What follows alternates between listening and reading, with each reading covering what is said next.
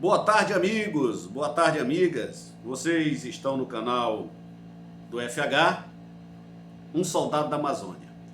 Eu sou Hipólito para uns, Francisco para outros e F. Hipólito para outros tantos.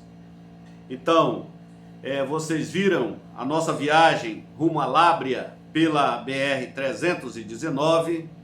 O tema deste ano é Volta às Origens, onde a gente procurou, ao longo dessa viagem, não só de Manaus a Lábrea, como também de Lábrea até o Seringal Amparo, 2 dias de barco acima de Lábrea, na área rural do município de Lábrea, no Vale do Rio Purus. A gente procurou pontuar também as questões socioeconômicas e sociocultural da população que vive atualmente naquela região, comparando com a situação vivida por nós, eu, a minha família e outros amigos que migraram de lá para Manaus, mas, portanto, com a época de 40, 60 anos atrás, particularmente 36 anos atrás, que foi quando eu saí de lá. Então, esse primeiro vídeo é para falar da estrada 319, essa estrada que foi construída pelos militares a partir, se não me falha a memória, de 1968, 69, 319, junto com a BR-230, que é aquela que vem da Paraíba, entra no Ceará, Piauí, Maranhão, Pará, chega em Humaitá ali, entra no Amazonas por Novo Aripuanã, Apuí, Humaitá, e termina em Lábrea, que deveria ter seguido na direção do Rio Juruá. Então essas estradas foram construídas nesse período, e em 1981, eu, então com 16 anos, parecia ter 11, mas eu tinha 16, eu que nunca tinha ido em Lábrea, eu passei por essa estrada, a minha irmã me trouxe lá do interior, ela que já morava em Manaus, e eu peguei essa estrada, primeiro a 230 até o Humaitá. Lembro que já teve problema, a gente dormiu uma noite, é uma distância de 200 quilômetros mais ou menos, 230 quilômetros, mas a gente gastou mais de um dia e uma noite. A gente dormiu num trecho que fica inclusive dentro do município de Canutama. Deu um problema ali na Kombi do senhor que fazia o transporte, chamado Sérgio. Mas o certo é que quando nós chegamos na rodoviária de Humaitá, aí eu vi uma estrada asfaltada pela primeira vez. E vocês sabem que estrada era essa?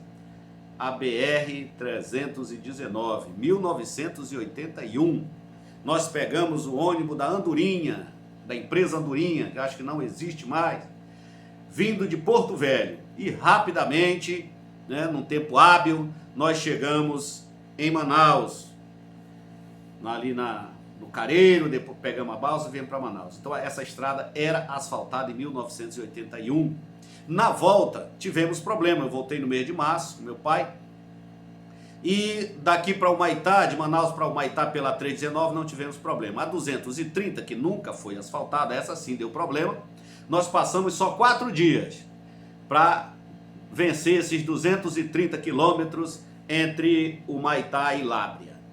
Nossa Kombi atolou, tivemos que ser rebocado por um trecho grande, por um Jeep da Comara, e chegamos em Lábrea no 5º dia, arrastado por um trator. Só para vocês terem uma ideia, falando das surpresas que sempre existiram nessa estrada. E vocês viram que neste ano não foi diferente. Pneu furou, exatamente no trecho mais difícil, que é o trecho do meio, entre Igapuaçu e Vila Realidade. Depois teve uma ponte quebrada, ficamos ali por praticamente 5 horas parado. Então essa é a realidade dessa estrada. Eu queria destacar também que, como eu falei, em 81 ela estava completamente asfaltada, mas o certo é que a partir de 85, quando os militares saíram do poder, que os civis assumiram com a eleição de Tancredo Neves, que faleceu, e quem assumiu de verdade foi o José Sarney, essa estrada foi completamente abandonada.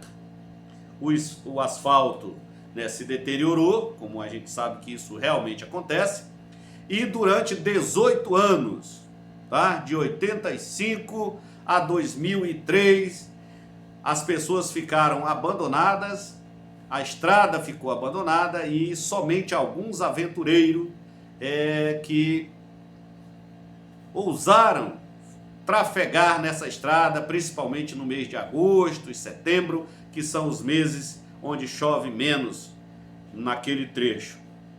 E alegando questões ambientais, questões também indígenas, o certo é que essa estrada ficou parada por esses 18 anos.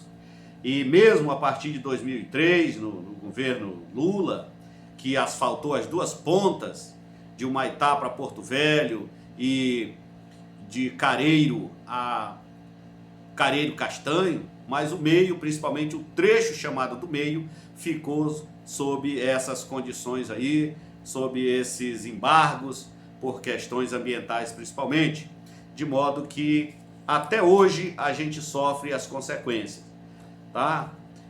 Desde 85 e agora está novamente pavimentada a estrada, as pessoas estão se animando, estão novamente ocupando a região que já não houve desmatamento, não houve nada, apenas esse desmatamento para a confecção da estrada, para a abertura da estrada aconteceu há 50 anos atrás e, claro, a população ocupou as margens da estrada, ocupou, isso é progresso, eu não conheço nenhum país que tenha regredido, sempre fala em progresso, em ocupar o seu território. Mas as pessoas tiveram que abandonar essas regiões, principalmente do trecho do meio, que é aproximadamente 350 quilômetros, que é entre Ingapuaçu e Vila Realidade. Isso aí viveu abandonado por esse período todo e agora as pessoas estão novamente esperançosas de poder ocupar essa região. E a gente fica a se perguntar o que aconteceu, por que não asfaltam novamente essa estrada, já que ela é tão útil para ligar o estado do Amazonas ao Brasil, como se fala, né? Muitos dizem que é por questões, por falta de interesse das pessoas, dos donos de empresas de navegação, donos de empresas de logística, né? Que fazem o transporte dos produtos da Zona Franca ou de tudo que é consumido aqui no Amazonas via fluvial. Eu discordo, porque essas pessoas são tão poderosas que elas não teriam dificuldades para migrar da água para a rodovia, das balsas para as carretas. Não vejo que isso seja empecilho. Além do mais, pode até baratear o transporte. Outros falam que o Sudeste, principalmente São Paulo, que sempre votou contra a Zona Franca, tem todo um interesse em nos prejudicar, votando com as suas bancadas numerosas, sempre para impedir o asfaltamento da BR, sempre usando as leis ambientais, usando sua força para, vamos dizer assim, se valer das leis ambientais para evitar o asfaltamento da estrada e assim prejudicar o crescimento do polo industrial de Manaus. E aí eu acredito porque já tenho visto várias votações onde os paulistas, né, principalmente, se posicionam contra a existência da Zona Franca de Manaus. E aí as leis ambientais estão sendo usadas para nos prejudicar, porque não há motivo, não há prejuízo, não há mais desmatamento. Desmatamento, como eu falei, aconteceu há 50 anos atrás. E nos tiraria do isolamento se essa BR fosse asfaltada. E mesmo se a Zona Franca crescer, ela jamais poderá meter medo ao polo industrial de São Paulo e do Sudeste e Sul de forma geral, porque lá é tudo muito perto. O produto sai de uma fábrica e logo está nas Casas Bahia, a minutos depois. Aqui, mesmo que vá para a Casa Bahia, que nem tem aqui, só tem lá no Sudeste, vai demorar dias de qualquer forma, seja por água, seja pela estrada. Então é muito mais vantajoso comprar os produtos de lá mesmo. Apenas o pouco que crescermos aqui nos fará muito bem. Então nada justifica esse atraso, né? Essa postergação desse asfaltamento. Assim como a 230, que também já deveria estar asfaltada, que nunca foi asfaltada, que é o trecho que liga o Maitá à minha cidade de Lara. Tá certo? Então vocês viram a primeira parte e agora nós vamos seguir de Lábrea para o Alto Purus, Médio e Alto Purus, para vocês conhecerem o local aonde eu nasci. Boa tarde a todos.